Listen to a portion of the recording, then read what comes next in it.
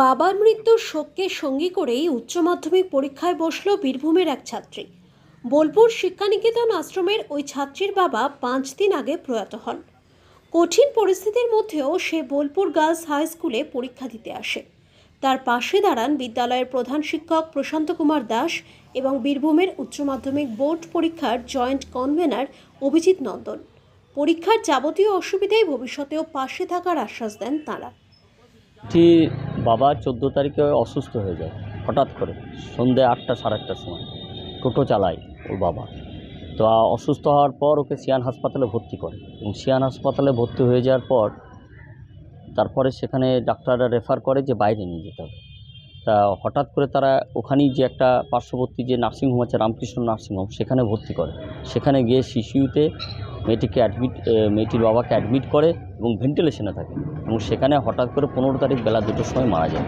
এবং আজকে সেই বাবা মারা যাওয়ার পর আজকের এই সংস্কৃত পরীক্ষা প্রথম পরীক্ষা দিতে এসেছে।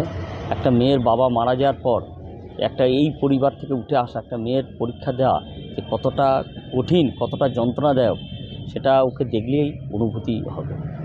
পরিস্থিতি কি তাহলে স্কুল টিচার বা সকলে ওর পাশে আছে। ওর পরীক্ষার জন্য সমস্ত শিক্ষক শিক্ষিকা, সমস্ত সামাজিকভাবে সমস্ত মানুষ ওর পাশে আছে। ও পরীক্ষা দেওয়ার জন্য ব্যবস্থা হবে এবং ও পরীক্ষা আশা রাখি। আগেরবারেও ওই পারুলডাঙ্গা থেকে একজন ছাত্রী বাবা মারা গেছিলো, ঠিক সেই ছাত্রীও যেমন একটা ভালো রেজাল্ট করে আজকে বিশ্বভারতী পড়ছে। আমরা আশা রাখি এও একটা জায়গায় দৃঢ় প্রতিজ্ঞা, আমাদের বীরভূমের মেয়ে লালমাটির মেয়ে, তারা ঠিক জায়গায় পৌঁছাবে, এটা আমাদের আশা শিক্ষক শিক্ষিকা হিসাবে।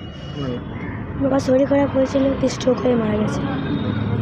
পরীক্ষা চলছে, কেমন হচ্ছে পরিস্থিতি, কেমন তোমার বাড়ি বা তোমার পরিস্থিতি? মোটামুটি চলছে। বাড়ির বড় মেয়ে তো ভালো হচ্ছে, তো একটু ভালো হচ্ছে। স্কুলের টিচারকে বলেছো? হ্যাঁ বলেছি। কি বলছে তারা? ব্যবস্থা করে দেবে বলেছে। তো তোমার নাম? রিয়া দাস।